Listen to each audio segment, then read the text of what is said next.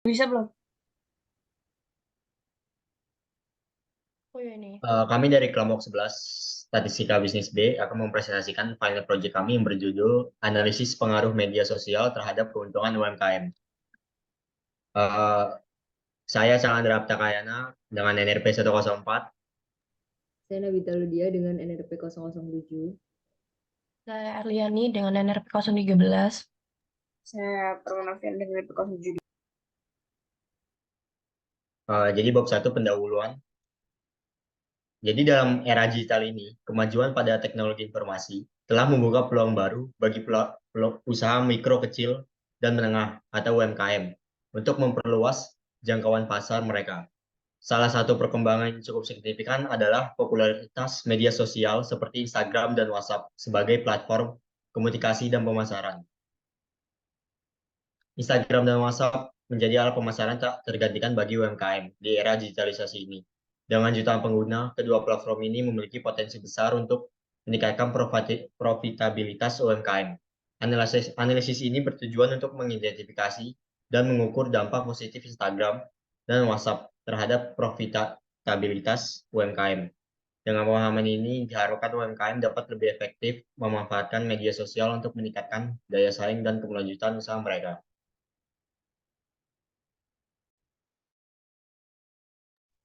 Karena itu terdapat rumusan masalah sebagai berikut. Yang pertama, yakni bagaimana penggunaan media sosial Instagram dan WhatsApp milik UMKM Pizza Orlando dalam mempromosikan produk mereka. Apakah penggunaan Instagram oleh UMKM Pizza Orlando mempengaruhi keuntungan dari UMKM tersebut? Kemudian, apakah penggunaan WhatsApp oleh UMKM Pizza Orlando mempengaruhi keuntungan dari UMKM tersebut? Dan yang terakhir, bagaimana penggunaan media sosial berupa Instagram dan juga WhatsApp dapat mempengaruhi keuntungan dari UMKM Pizza Orlando? Next.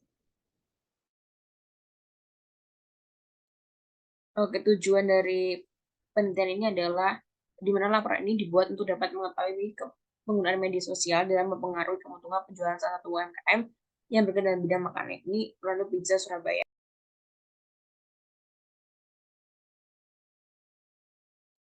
Oke, selanjutnya yaitu ada batasan dan asumsi dari penelitian ini, di mana dalam batasan sendiri yaitu ada 4, ada batasan waktu, sumber data, sampel, dan juga batasan metode penelitian, di mana batasan waktu di sini mencakup data bulan Agustus hingga November tahun 2023. Kemudian batasan sumber data, hasil dari interview dan kuesioner. Kemudian batasan sampel di sini penggunaan sampel acak sederhana, dan yang terakhir yaitu batasan metode penelitian dari hasil interview dan data hasil kuesioner.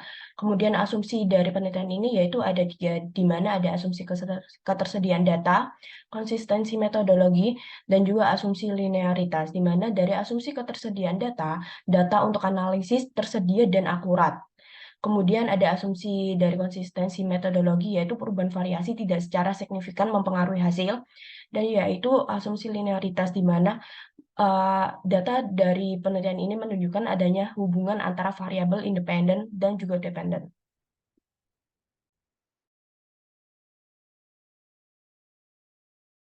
Oke, untuk kajian pustaka yang pertama itu statistika deskriptif, di mana statistika deskriptif itu merupakan bagian dari statistika mengenai bagaimana cara mengumpulkan data, penyajiannya, penentuan nilai-nilai statistika, pembuatan diagram yang disajikan dalam bentuk yang mudah dibaca.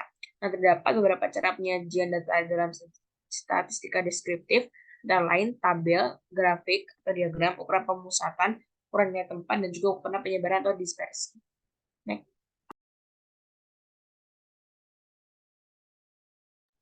Kemudian ini merupakan statistika inferensial. Jadi statistika inferensial itu memiliki konsep utama dengan bekerja berdasarkan data yang diambil dari sampel. Nah, kemudian ditentukan nih apakah hasil analisis dari sampel tersebut itu dapat diterapkan secara umum pada populasi atau tidak. Di mana kategori statistika inferensial sendiri itu terdapat 2. Yang pertama estimasi, itu untuk memperkirakan tampilan keseluruhan set data, dan yang kedua merupakan uji hipotesis. Jadi untuk menguji klaim dari sebuah produk atau jasa. Next. Selanjutnya ada tipe data, di mana tipe data sendiri yaitu terbagi menjadi 2, yaitu ada kualitatif dan juga kuantitatif. Di mana tipe data kualitatif dapat digunakan untuk kategorisasi, sedangkan data kuantitatif memberikan nilai numerik yang dapat terukur atau dapat diukur. Nah, skala pengukuran atau skala data mengacu pada tingkat pengukuran atau jenis informasi yang dapat diperoleh dari suatu variabel, yaitu terbagi menjadi skala nominal, skala ordinal, skala interval, dan juga skala rasio. Nah, skala nominal sendiri yaitu kategori atau label urutan pada suatu tingkatan tertentu, seperti perbedaan gender antara perempuan dan juga laki-laki. Kemudian yang kedua ada skala ordinal, di mana skala data yang memiliki urutan atau tingkatan tertentu dengan jarak antar kategori tidak terdefinisi, yaitu misal tingkatan pendidikan, misal SD, SMP, SMA. Kemudian yang ketiga ada skala interval, yaitu skala data yang memiliki urutan dengan jarak antar nilai terdefinisi tetapi tidak terdapat titik nol mutlak. Yang terakhir yaitu ada skala rasio, di mana skala data yang memiliki urutan jarak antar nilai terdefinisi dan memiliki titik nol yang mutlak. Kemudian ada teknik sampling, yaitu adalah suatu teknik yang digunakan oleh peneliti untuk secara sistematis memilih sejumlah elemen atau individu yang relatif lebih kecil dari suatu populasi tertentu yang telah ditentukan sebelumnya untuk digunakan sebagai objek untuk observasi atau pengujian tergantung pada tujuannya.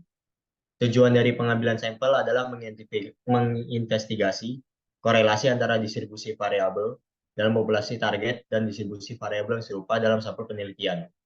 Teknik sampling dibagi menjadi dua, yaitu pengambilan sampel probabilitas dan non-probabilitas. Kemudian ada numerical descriptive measure, yaitu adalah ukuran deskriptif numerik, adalah berbagai ukuran numerik digunakan untuk merangkum data. Proporsi atau presentase nilai data pada setiap kategori merupakan ukuran utama data kualitatif. Numerical descriptive measure yang termasuk ini adalah mean, median, modus, persentil, range, variance, dan standar deviasi.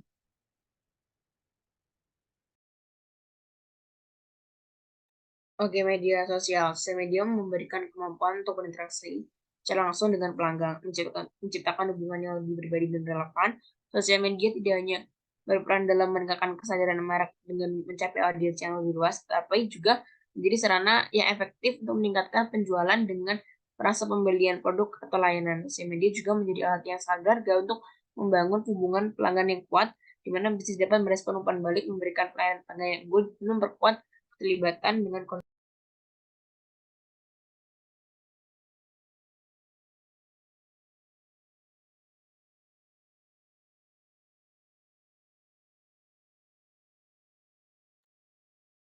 sedangkan kalau UMKM sendiri adalah merupakan sebuah usaha yang beroperasi dalam skala mikro dan dimiliki oleh perorangan maupun badan usaha yang telah memenuhi kriteria sebagai usaha mikro. Hal ini dibuktikan dari data Indonesia bahwa jumlah UMKM mencapai 65,47 juta pada tahun 2019, di mana jumlah tersebut adalah 99% dari total usaha yang ada di Indonesia. Sedangkan usaha besarnya 0,01%. Next.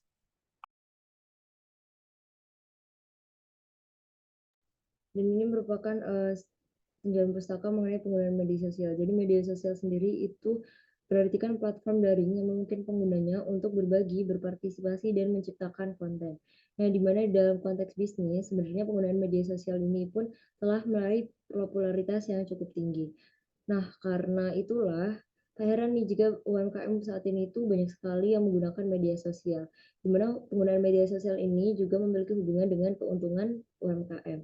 Jadi dalam penelitian menurut Wardana di tahun 2015, ia mengungkapkan bahwa UMKM yang dapat memanfaatkan akses online, mengembangkan kemampuan e-commerce-nya, itu umumnya akan merasakan peningkatan yang signifikan, utamanya dalam aspek pendapatan, peluang kerja, inovasi, dan juga daya saing bisnis.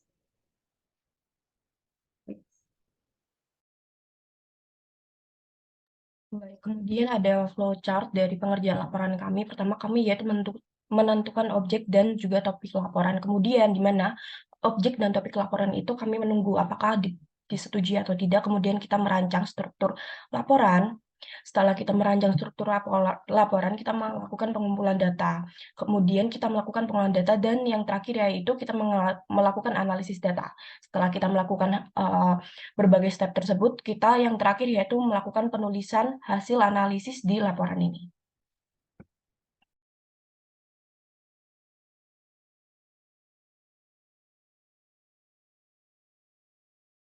Next.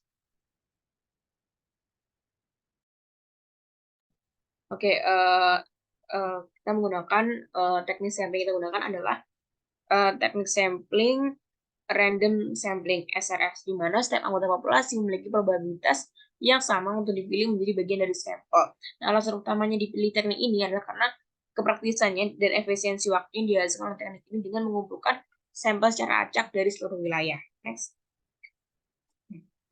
Nah, untuk kualitas datanya sendiri, kualitas data itu merujuk pada sejauh mana data yang digunakan dalam analisis pengambilan keputusan memiliki tingkat kebaikan yang optimal. Nah, pada laporan ini dijelaskan mengenai karakteristik kualitas data yang dihasilkan melalui Google Form yang sudah dibuat dan rekap data yang dimiliki oleh UMKM Produk Bisa Surabaya. Nah, karakteristik tersebut mencakup akurasi, kelengkapan, konsistensi, keandalan, relevansi, dan juga ketepatan waktu. Next. Dan ini merupakan rekap data dari Google Form yang telah kami sebar. Jadi data jenis kelamin itu yang mengisi Google Form kami kebanyakan perempuan, untuk usianya sendiri kebanyakan Gen Z dengan rentang 8 sampai 23 tahun. Next. Kemudian kesibukannya kebanyakan itu sedang kuliah dan biasanya responden mendapatkan informasi mengenai Pizza Orlando sendiri itu melalui media sosial. Next. Nah, kemudian ini merupakan data mengenai media sosial tempat responden mengetahui UMKM. Dan di mana apakah responden itu telah membeli produk setelah melihat media sosial, sebanyak 23 orang itu menjawab sudah pernah membeli. Next. Kemudian sebanyak 13 responden itu sering mencari informasi produk dari UMKM tersebut lewat media sosial, dan sebanyak 16 orang itu sangat terpengaruh dengan iklan atau postingan pada media sosial yang dapat mempengaruhi keputusan pembelian. Next. Kemudian ini merupakan data kecenderungan responden dalam mempercayai testimoni atau ulasan pada media sosial. Itu sebanyak 13 orang itu sangat sering dan sangat cenderung mempercayai testimoni dan ulasan. Next, kemudian ada data kecenderungan responden dalam membeli produk yang berinteraksi secara aktif di media sosial, di mana di sini terlihat paling banyak juga itu di nilai 5 yang menunjukkan sangat sering. Next. Kemudian ini merupakan data responden yang merasa penting untuk melihat keberadaan dan juga aktivitas media sosial Orlando Pizza Surabaya sebelum memutuskan untuk membeli produk, di mana yang paling banyak juga dapat dilihat yakni pada nilai 5 sangat sering dengan frekuensi 15 orang. Next. Ya, jadi ada uji keseragaman data di mana uji ini dilakukan untuk memastikan bahwa data yang terkumpul berasal dari sistem yang sama. Maka dilakukan pengujian terhadap keseragaman data. Jadi ini adalah uji keseragaman dari variabel pertama kita. Bisa dilihat kalau tidak ada outlier di data ini. Kemudian untuk variabel kedua juga tidak ada outlier. Untuk variabel ketiga juga tidak ada. Variabel keempat tidak ada. Variabel kelima tidak ada. Kemudian untuk uji kecukupan data, uji kecukupan data ini menggunakan rumus sesuai arahan dari modul tugas besar. Setelah melakukan perhitungan, didapati bahwa data kita tidak mencukupi. Namun data tidak mencukupi ini karena waktu untuk menyebarkan kuesioner sedikit, jadi akan diasumsikan cukup karena terdapat keterbatasan waktu. Kemudian ada uji normalitas data yang merupakan sebuah pengujian yang dilakukan dengan tujuan untuk mengetahui apakah data yang didapatkan adalah berdistribusi normal atau tidak, sehingga dapat dipakai pada statistik parametrik atau statistik inferensial. Ini untuk uji normalitas variabel pertama, variabel kedua, variabel ketiga, variabel keempat, dan variabel kelima. Jadi bisa dilihat kalau uji normalitas ini memiliki p-value yang kurang dari 0,005. Jadi nilai ini menandakan bahwa data tersebut belum terdistribusi secara normal.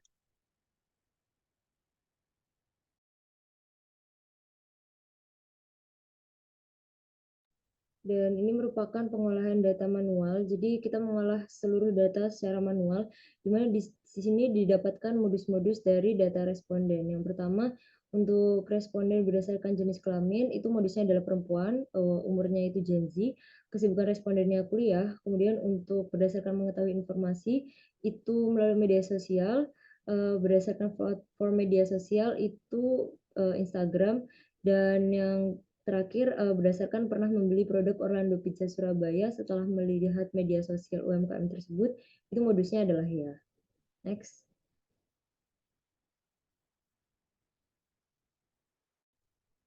Nah, jadi ini juga merupakan pengolahan data secara manual. Jadi untuk jumlah responden berdasarkan seberapa sering responden tersebut menggunakan media sosial untuk mencari informasi, itu didapatkan MEAN sebagai berikut, modus sebagai berikut, median sebagai berikut.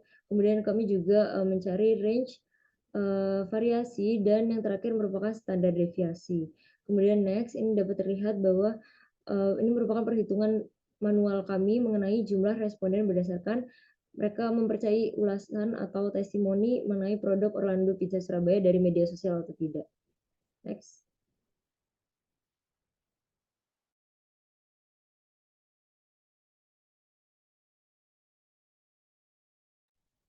Nah, kemudian ini merupakan data pengolahan secara manual mengenai jumlah responden yang merasa jika postingan atau iklan pada media sosial itu sangat mempengaruhi keputusan untuk membeli. Didapatkan sebagai berikut. Kemudian untuk responden yang cenderung membeli produk Orlando Pizza Surabaya karena aktif berinteraksi dan merespon pelanggan di media sosial, mendapatkan hasil pengolahan data secara manual sebagai berikut. Kemudian yang terakhir itu mengenai jumlah responden berdasarkan mereka merasa penting atau tidak untuk melihat keberadaan dan aktivitas media sosial Orlando Pizza Surabaya sebelum memutuskan untuk membeli produknya, dan didapatkan pengolahan data secara manual sebagai berikut. Next. Kemudian masuk pada pengolahan data menggunakan software. Jadi pengolahan data software ini digunakan oleh software Excel. Untuk variabel pertama dapat hasil pengolahan data software ada sebagai berikut. Kemudian ini untuk variabel kedua, ini variabel ketiga, kemudian ini variabel keempat, dan ini variabel kelima.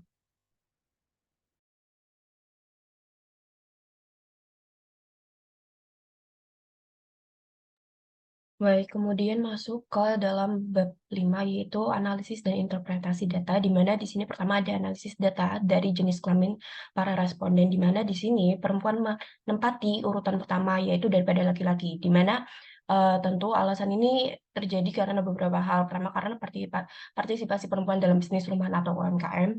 Kedua, yaitu karena peran tradisional perempuan dalam pemasaran dan komunikasi keluarga, dan juga karena perempuan memiliki sensitivitas terhadap hubungan dengan pelanggan.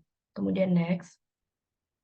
Ada analisis data umur responden, di mana di sini Gen Z umur 8 hingga 23 tahun menempati urutan pertama daripada milenial dan juga Gen X. Hal ini disebabkan oleh beberapa hal, karena Gen Z menunjukkan tingkat aktivitas yang lebih tinggi dalam penggunaan sosial media, kemudian karena karakteristik akrab dengan teknologi, dan yang terakhir yaitu lebih terbuka terhadap inovasi dalam konteks pemasaran. Next.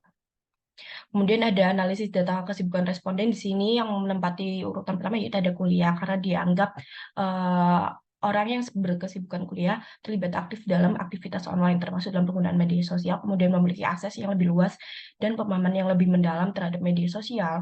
Kemudian mahasiswa kuliah seringkali memiliki kebebasan waktu yang lebih besar dibandingkan dengan siswa sekolah, dan yang terakhir yaitu mahasiswa kuliah mungkin memiliki pemahaman yang lebih matang mengenai pertanyaan kuesioner terkait analisis sosial media dan dampaknya terhadap peningkatan keuntungan UMKM.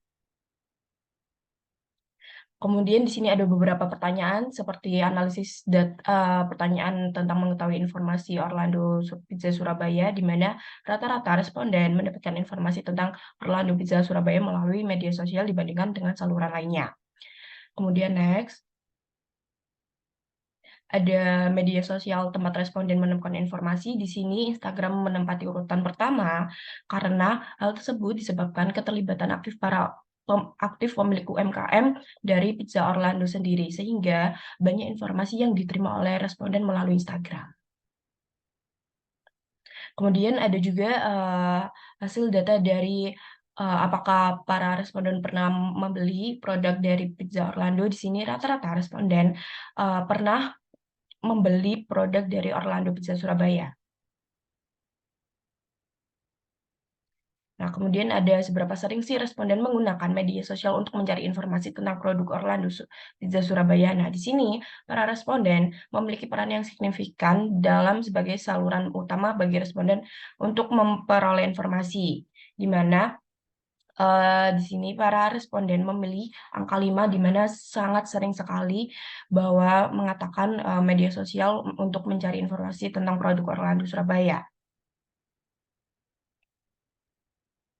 Kemudian dari data, responden merasa bahwa sosial media Orlando Pizza Surabaya berpengaruh dalam keputusan untuk membeli. Di sini, responden merasa bahwa informasi yang diperoleh dari sosial media memberikan kontribusi besar dalam membentuk keyakinan dan keinginan untuk melakukan pembelian produk dari Orlando Pizza Surabaya, yaitu dari tingginya jumlah responden yang merasa sangat dipengaruhi oleh sosial media, menandakan bahwa efektivitas strategi pemasaran yang diterapkan oleh Orlando Pizza Surabaya di dunia digital itu berhasil.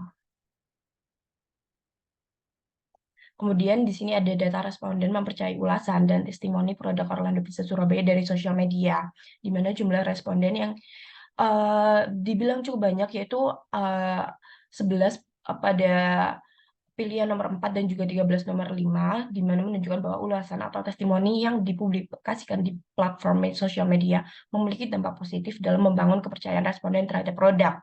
Sehingga kepercayaan ini dapat mendorong mereka untuk mempertimbangkan pembelian produk dari Orlando Pizza sendiri, mengingat ulasan pelanggan sering dianggap sebagai indikator kepuasan dan juga kualitas produk.